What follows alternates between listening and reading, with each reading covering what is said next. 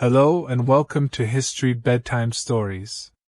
For centuries before the final day, Mount Vesuvius stood quietly above the land, watching. It watched the seasons turn, the vineyards thicken with fruit, and the fishing boats drift in and out of the Bay of Naples. Its slopes were green and generous, its soil dark and rich. To those who lived nearby, it was not a threat, nor even a curiosity. It was simply there. The mountain had no name of fear. It was not spoken of in whispers, nor honored with sacrifices meant to calm an angry god. Children traced its outline in the dust with sticks. Farmers thanked it for fertile ground. Travelers used it as a landmark, nothing more. No smoke rose from its summit.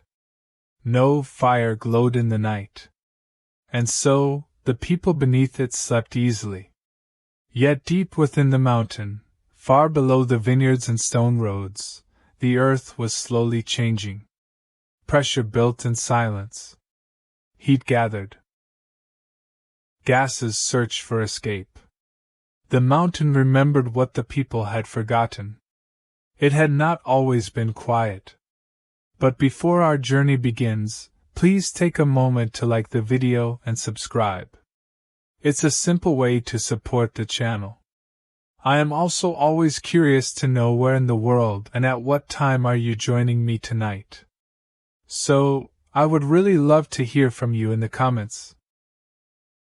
The morning sun cast long shadows across the cobblestones of Pompeii's bustling forum as Marcus Lucianus hurried through the crowd, his sandals clicking against the worn volcanic stone. The wealthy merchant's face bore an expression of deep concern, unusual for a man known throughout the city for his jovial demeanor and infectious laughter. It was the 23rd day of Augustus, 79 AD, and something was terribly wrong. For 3 days now, the earth had been restless. Small tremors rippled through the city like whispers of an ancient god stirring in his sleep. Most Pompeians had grown accustomed to such minor earthquakes. They were as common as morning bread in this region beneath the shadow of Vesuvius. But Marcus knew something the others didn't. He clutched a scroll tightly in his weathered hands, its papyrus surface bearing strange symbols and calculations that had kept him awake for countless nights. The document had arrived mysteriously at his villa 3 weeks prior, delivered by a hooded figure who vanished into the crowd before Marcus could question him. As he approached the steps of the Temple of Apollo, Marcus spotted his old friend Gaius Plinius Secundus, Pliny the Elder, examining a peculiar rock formation that had appeared overnight near the temple's base. "Gaius!" Marcus called out, his voice strained with urgency. "You must see this."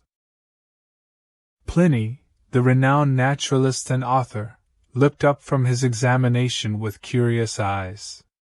His weathered face, marked by years of scholarly pursuits and naval service, creased with concern as he noticed his friend's distressed state. "Marcus, you look as though you've seen the spirits of Hades themselves," Pliny said, rising to his feet and brushing dust from his toga. "What troubles you so?" Marcus glanced around nervously, ensuring they were not being overheard. The forum buzzed with the usual morning activities: merchants hawking their wares, citizens conducting business, children chasing each other between the columns. But an underlying tension seemed to permeate the air. 3 weeks ago, Marcus began in hushed tones, "I received this." He unfurled the mysterious scroll, revealing intricate drawings of mountain cross-sections, mathematical calculations, and what appeared to be a timeline marked with astronomical observations. Pliny's scholarly instincts immediately engaged. His eyes widened as he studied the document.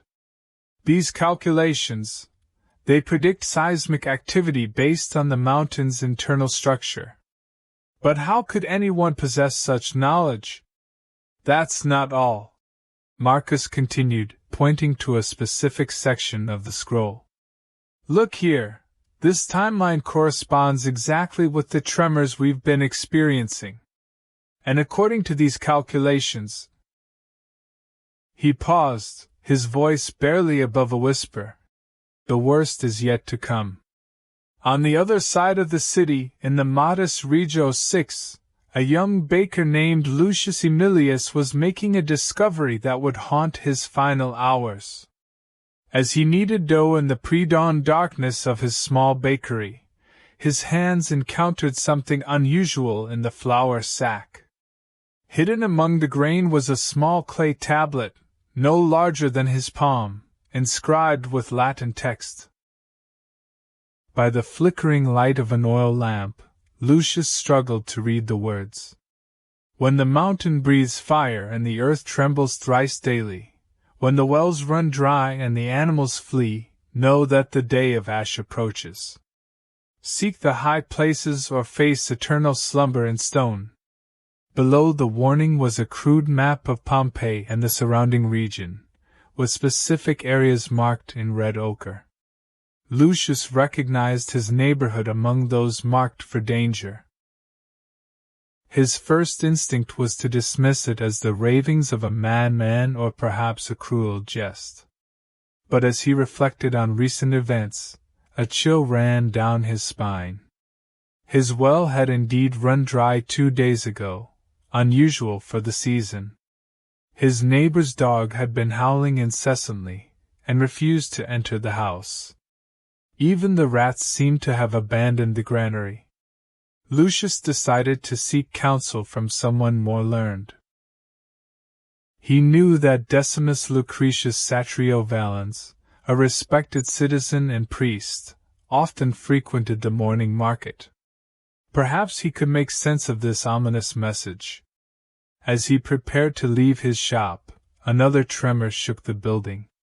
Flour dust rained from the rafters, and several clay vessels tumbled from their shelves, shattering on the stone floor. This tremor was stronger than the others, lasting nearly a full minute. Outside, he could hear concerned voices and the sound of people emerging from their homes to check for damage. The frequency of these earth movements was increasing, just as the tablet had warned. In the amphitheater, preparations were underway for the upcoming games celebrating the anniversary of the city's foundation. Titus Flavius Maximus, a seasoned gladiator known throughout Campania for his prowess with the gladius, was training with unusual intensity. But today, his mind wasn't focused on combat techniques or crowd-pleasing maneuvers.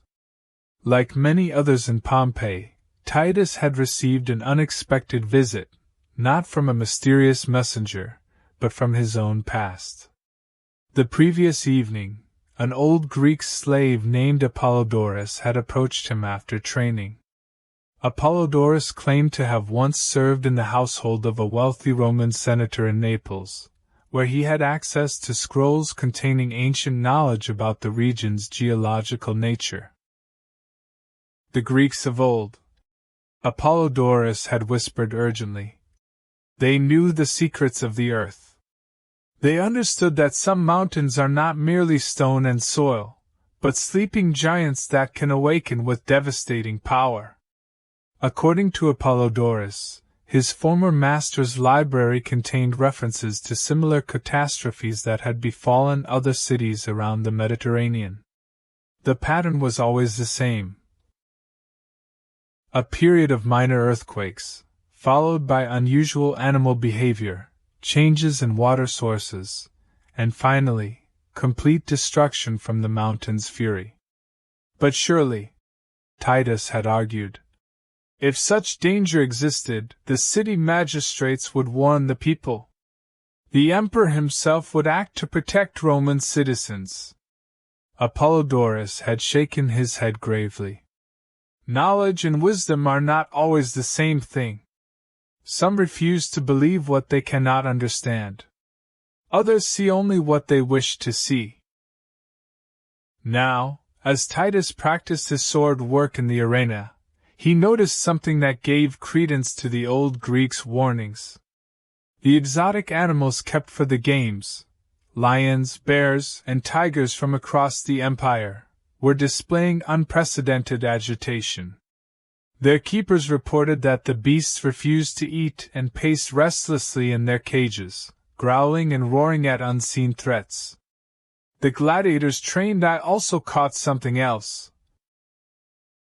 Many of the arena's regular spectators, particularly those from the countryside surrounding Vesuvius, had failed to appear for the past week. The mountain villages that usually sent delegations to witness the games seemed to have fallen silent. High on the slopes of Vesuvius, in a small temple dedicated to Vulcan, the god of fire and forge, an elderly priestess named Claudia Maximilla was experiencing visions that filled her with dread. For 40 years she had tended this sacred place, offering prayers and sacrifices to appease the god who dwelt within the mountain.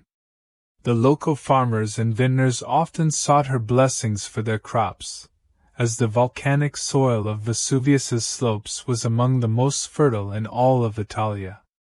But for the past month, her dreams had been haunted by images of fire and ash, of cities buried beneath blankets of grey death, of the god Vulcan rising from his subterranean workshop in terrible wrath. On this particular morning, as she performed her ritual offerings, the ground beneath the temple shook with such violence that several of the sacred vessels fell from the altar and shattered. As she knelt to gather the pieces, her hand touched the stone floor, and she was immediately overwhelmed by a vision more vivid and terrifying than any before. She saw the mountain splitting open like a ripe fruit, spewing forth clouds of ash and rivers of molten rock. She saw the beautiful city below transformed into a grey wasteland, its people frozen in their final moments like statues in a garden of death. She witnessed the very air becoming poison, choking the life from all who breathed it. Most disturbing of all, she saw herself attempting to flee down the mountain path, only to be overtaken by a wall of superheated gas and ash that moved faster than a racing chariot.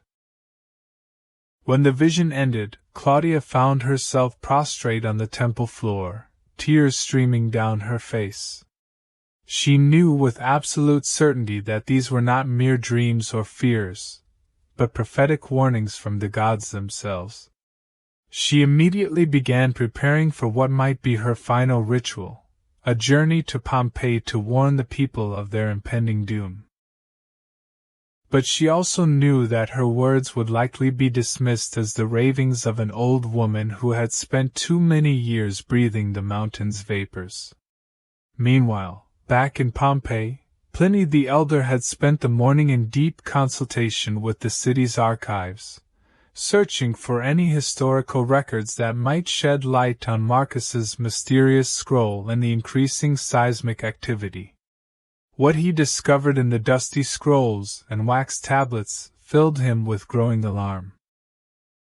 The records spoke of a catastrophic earthquake that had struck the region 17 years earlier, in 62 AD, causing massive damage throughout Pompeii and neighboring cities.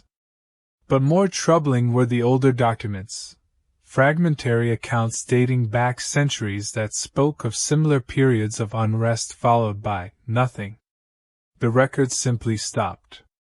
Entire communities that had once thrived on Vesuvius's slopes seemed to have vanished from history without explanation. One particular document, written in archaic Greek and nearly illegible from age, caught his attention. It described a city called Ossa that had once flourished near the mountain's base. According to the account, Ossa had been a prosperous settlement known for its fine wines and skilled craftsmen. The document mentioned increasing earth tremors, strange phenomena in the sky, and the discovery of ancient warning tablets, tablets remarkably similar to those described by Marcus. The record ended abruptly with a single line. On the Ides of Quinctilius, the mountain spoke, and Asa was no more. Pliny's hands trembled as he set down the scroll. As a man of science and reason, he had always sought natural explanations for unusual phenomena. But the evidence before him suggested a pattern too significant to ignore. He decided to conduct his own observations of the mountain. Gathering his writing materials and several trusted assistants, he began preparing for an expedition to examine Vesuvius firsthand.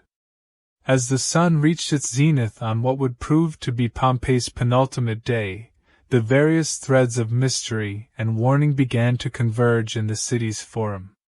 Marcus Lucianus had arranged to meet with several other prominent citizens who had also received mysterious warnings or discovered unusual phenomena. Word had spread quietly through the city's elite about these strange occurrences, creating an undercurrent of anxiety beneath the surface of daily life. Lucius the baker arrived at the forum carrying his ominous tablet, his young face etched with worry. He had closed his shop early, something unthinkable under normal circumstances, to seek answers about the dire warning he had discovered. Titus Flavius Maximus came directly from the amphitheater, where the increasingly violent behavior of the exotic animals had finally convinced the game masters to postpone the scheduled events. The gladiator brought with him Apollodorus, whose ancient knowledge might prove crucial in understanding the unfolding crisis. As they gathered near the temple of Apollo, an unexpected figure approached their group. The priestess Claudia Maximilla, her usually pristine robes dusty from her hurried descent from the mountain. Her wild eyes and disheveled appearance immediately drew attention from passers-by. "Citizens of Pompeii," she called out in a voice cracked with urgency, "I bring warnings from the gods themselves. Vulcan stirs in his mountain forge, and his wrath will soon be unleashed upon the earth."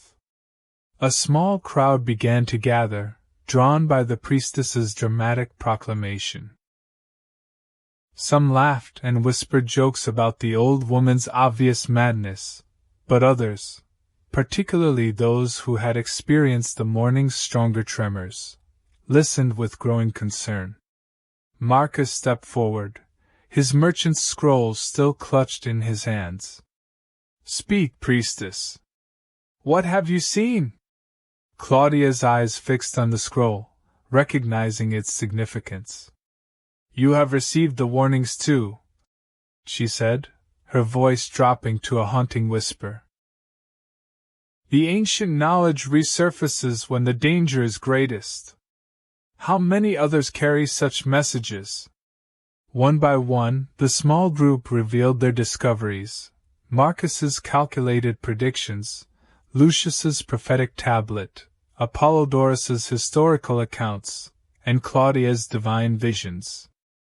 As the pieces were assembled, a terrifying picture emerged. All sources pointed to the same conclusion. Mount Vesuvius was not merely a mountain but a sleeping giant of unimaginable destructive power, and it was beginning to wake from its millennium-long slumber. The 24th day of Augustus dawned with an ominous crimson sky. The air hung heavy and still, unusual for the typically breezy coastal region. Even the sea seemed unnaturally calm, its surface resembling polished bronze rather than living water. Pliny the Elder had spent the night making observations from his villa across the bay in Misenum. His detailed notes recorded a series of increasingly powerful tremors, strange lights visible on Vesuvius's summit, and an unusual haze gathering around the mountain's peak. In Pompeii, the various groups who had connected the previous day had agreed to meet again at dawn to decide on a course of action.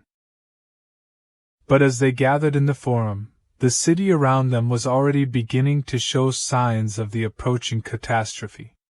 Many of the city's wells had run completely dry overnight. Dogs throughout the districts howled incessantly, while cats had simply vanished, presumably fled to safer ground. Even the pigeons that usually crowded the public spaces were nowhere to be seen. Marcus had spent the sleepless night studying his mysterious scroll by lamplight, making additional calculations based on the previous day's tremor patterns. His mathematical projections suggested that the critical moment would arrive before the sun reached its peak. "We must warn the magistrates," urged Lucius, his baker's practical nature asserting itself. "Surely the city officials will evacuate the population if presented with such evidence." But Apollodorus shook his head sadly. "I have seen this pattern before in other places. Those in power rarely act on warnings they cannot understand or control. They will demand proof that cannot be provided until it is too late." As if summoned by their conversation, Gaius Cuspius Pansa, one of Pompey's highest magistrates, approached their gathering. His expression mixed curiosity with irritation at the unusual crowd that had formed in the forum. "Citizens," he announced with the authority of his office, "I understand there have been rumors circulating about supposed dangers to our city. As your elected representative, I assure you that our engineers and priests have examined the recent Earth movements and found them to be within normal parameters for our region." Marcus stepped forward, unrolling his scroll. "Magistrate Pansa, please examine this evidence. The calculations clearly indicate—" "Calculations?" Pansa interrupted with a dismissive laugh. "Made by whom? What authority gave credence to these scribblings?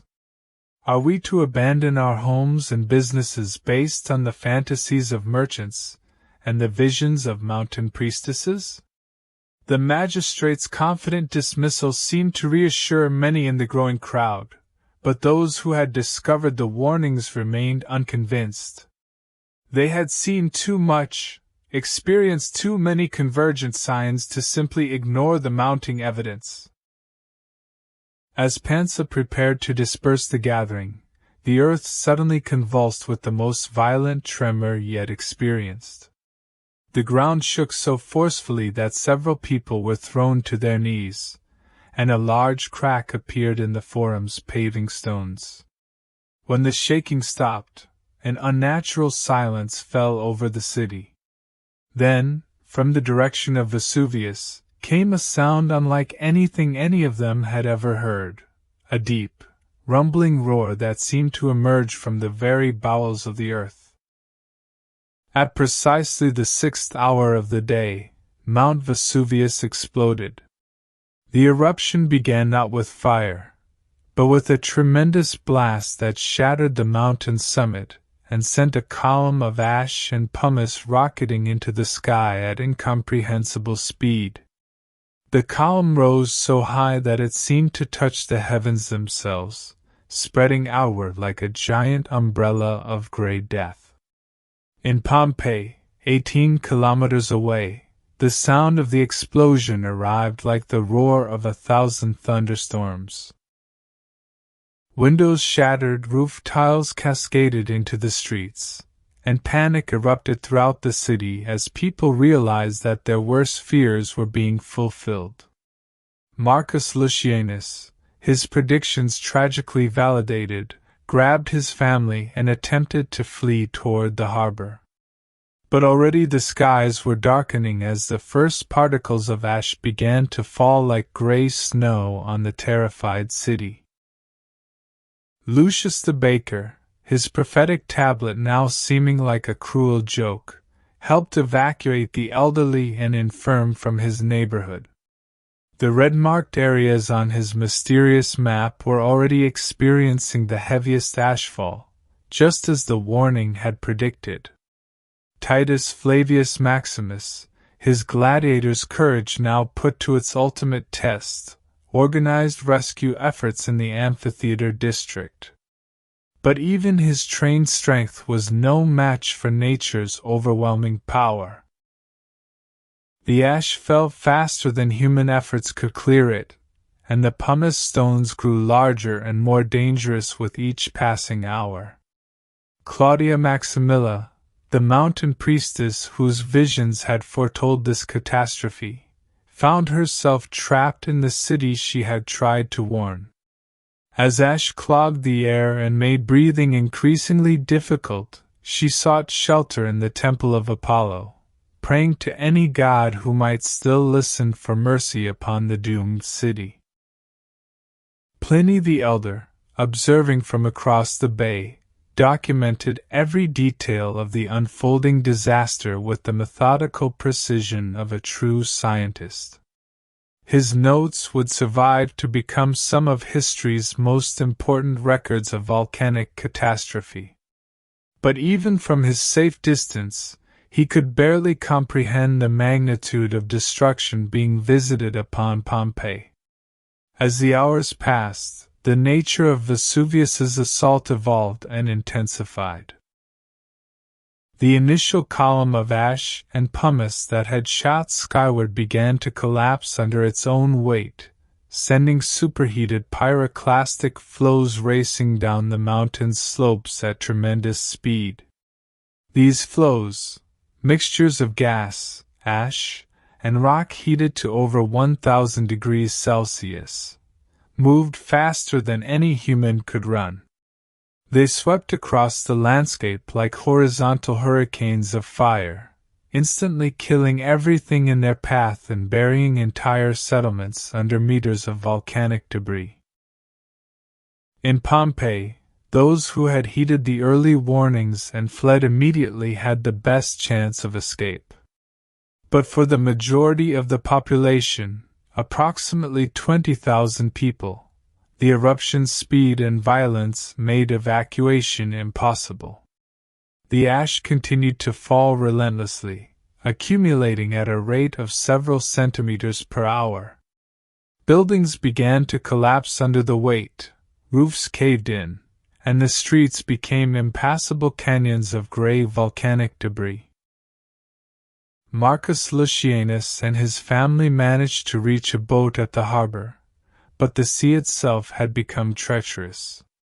Floating pumice created a thick carpet on the water's surface, making navigation nearly impossible. Many vessels attempting to escape were swamped or sunk by the falling debris. In his final moments, Marcus clutched the mysterious scroll that had warned of this catastrophe. As his boat was overwhelmed by pumice and ash, he wondered about the identity of the hooded figure who had delivered the prophecy. Had it been someone with genuine scientific knowledge of volcanic phenomena, or something more mysterious, a guardian spirit trying to save what lives it could? Lucius the baker, trapped in his collapsed shop, spent his last hours helping to distribute bread to families huddled in nearby buildings. The clay tablet with its prophetic warning lay buried somewhere beneath the accumulating ash, its purpose now tragically fulfilled. Titus Flavius Maximus died as he had lived, fighting for others. The gladiator was found centuries later by archaeologists, his body positioned protectively over that of a small child, both preserved forever in their final act of human courage and compassion. Claudia Maximilla, the priestess whose visions had foretold the disaster, was discovered in the temple of Apollo, kneeling in prayer. The volcanic ash had hardened around her like concrete, preserving her final moments of devotion for eternity. By the following morning, Pompeii had ceased to exist as a living city. Where once bustling streets had echoed with the sounds of commerce and daily life, now only silence reigned beneath several meters of hardened volcanic debris. The pyroclastic flows that struck during the eruption's final phase had been mercifully quick. The superheated gas killed instantly, before the ash could entomb the bodies of the victims. In a way, it was the mountain's final gift to the people it destroyed, a death without prolonged suffering. But Vesuvius had also given posterity an unprecedented gift, a perfectly preserved snapshot of Roman life at the height of the empire's power. The ash that had destroyed Pompeii also protected it from the ravages of time, creating natural molds around bodies, preserving organic materials that would normally have decayed, and maintaining buildings and artifacts in remarkable condition. The mysterious warnings that had preceded the disaster, the calculated scrolls, prophetic tablets, and ancient knowledge, were likewise preserved beneath the ash. When archaeologists would rediscover Pompeii nearly 17 centuries later, these artifacts would provide fascinating insights into both ancient scientific understanding and the human response to natural catastrophe. Pliny the Elder's detailed observations of the eruption, written from his safe vantage point across the bay, survived to become invaluable scientific documents. His nephew, Pliny the Younger, would later compile these notes into letters that represent some of history's first systematic volcanic research. As researchers in later centuries studied the preserved city and its artifacts, they uncovered evidence that the warnings received by Marcus, Lucius, and others might have had a more complex origin than initially suspected. The mathematical calculations in Marcus's scroll demonstrated knowledge of volcanic processes that wouldn't be formally understood by science until the 19th century. The clay tablets discovered throughout the city contained geological information that seemed impossibly advanced for the Roman period. Some scholars theorize that an unknown individual, perhaps a Greek natural philosopher or an Egyptian priest with access to ancient wisdom, had recognized the signs of impending eruption and attempted to warn the population through anonymous messages. This mysterious figure might have possessed empirical knowledge passed down through generations of observers who had witnessed similar catastrophes. Others suggested more esoteric possibilities. That the warnings came from survivors of previous volcanic disasters in the Mediterranean region, people whose ancestors had experienced similar catastrophes and developed the ability to recognize the warning signs. The hooded messenger who had delivered Marcus's scroll was never identified. No records exist of his true identity or fate. Like so many aspects of Pompeii's final day, he remains an enigma preserved in the ash of time. The destruction of Pompeii marked the end of one story but the beginning of another that would span millennia.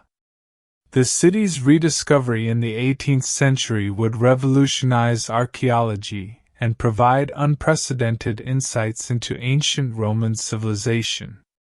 The preserved bodies of the victims, created by pouring plaster into the voids left by decomposed remains, would become some of history's most poignant artifacts. They show people in their final moments. A family huddled together for comfort, a guard dog still chained at his post, a gladiator protecting a child. Among these haunting figures were the remains of those who had received the mysterious warnings: Marcus with his scroll, Lucius with his tablet, Claudia in her pose of final prayer. Their stories, pieced together from archaeological evidence, demonstrate humanity's eternal struggle between knowledge and denial, between heeding warnings and hoping for the best. The scientific legacy of Vesuvius's eruption extended far beyond archaeology. The detailed accounts preserved in Pompeii helped later researchers understand volcanic processes, leading to modern volcanology and early warning systems that protect populations around active mountains today. In a sense, the mysterious warnings that failed to save Pompeii ultimately contributed to saving countless lives in future centuries. The knowledge preserved in ash became the foundation for scientific understanding that allows modern societies to predict and prepare for similar disasters. Today, nearly 2,000 years after that fateful August morning, Pompeii stands as both a monument to human tragedy and a testament to the power of preservation. The frozen city continues to yield secrets about Roman life, volcanic science, and the eternal human drama of survival against overwhelming natural forces. Visitors walking through the excavated streets can still see the ruts worn by cart wheels, the graffiti scrawled on walls by ancient teenagers, and the counters of shops where merchants once weighed their goods. They can stand in the forum where Marcus Lucianus desperately tried to convince skeptical magistrates, or visit the amphitheater where Titus Flavius Maximus noticed the agitation of exotic animals. The mysterious warnings that preceded the disaster remain part of Pompeii's enduring fascination. While modern science can explain the geological processes that led to the eruption, the identity of those who recognized the signs and tried to save their fellow citizens remains a tantalizing mystery. Perhaps the greatest lesson of Pompeii is not about the power of volcanic forces, though that power is indeed awesome, but about the importance of listening to warnings, whether they come from scientific observation, traditional wisdom, or the mysterious knowledge of unknown guardians who appear when disaster approaches. Mount Vesuvius remains active today, its slopes once again covered with thriving communities. Modern monitoring systems track every tremor and gas emission, providing early warning capabilities that the ancient Romans could never have imagined.